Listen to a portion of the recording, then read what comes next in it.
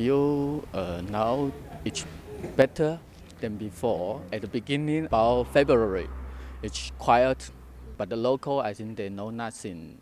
Maybe know only a little about the diseases, so it maybe feel a little bit scared.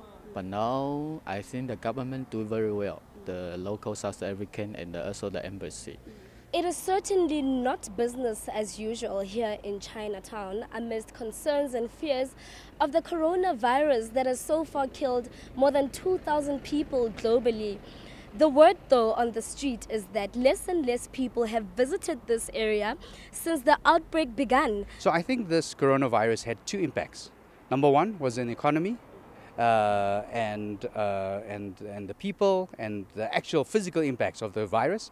But the other impact that it did have was the xenophobic comments and discrimination against people of Asian descent. And examples that we see a lot online. We see these keyboard warriors going online and making any type of insulting comments and even hateful and threatening comments, such as like, I hope the virus wipes them all out, they deserve it, etc. So we have some of these Chinese shops over here in Chinatown that supply the retail customer. So those retail guys don't have to come here. They come when it's, let's go out for some Chinese food. They'll come to the restaurants, or let's go and cook some Chinese food and they'll buy some Chinese groceries.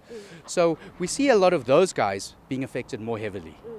But now if you go to some of the China malls that really supply the wholesalers, those ones, they are less affected. They've still got stock. They've built up a lot of stock because it was Chinese New Year a few weeks ago. So a lot of those shops in the China mall would have stocked up ahead of time, and now they supply the wholesalers. Wholesalers come from all over South Africa, and those guys need to buy the goods. So those are there. If you go on a weekend to China Mall, you'll see a lot more people frequenting those malls, and they so-called less impacted for the moment. It seems to me like the amount of people here is much less than it was.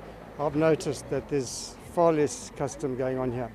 So yeah, I have a bit of a concern, but not enough for me to wear a mask, which I don't know if it's effective anyway, I'm told, so I don't, yeah. Well, firstly, my doctor suggested to me that although some people are being tested, not all, it's a very expensive business. So there could be some people who might have come out here and haven't been tested. That's if the doctor's correct. But also people are wearing masks either to protect themselves or to prevent them infecting others. The President of the Republic of South Africa has since ordered the repatriation of more than 100 people from China.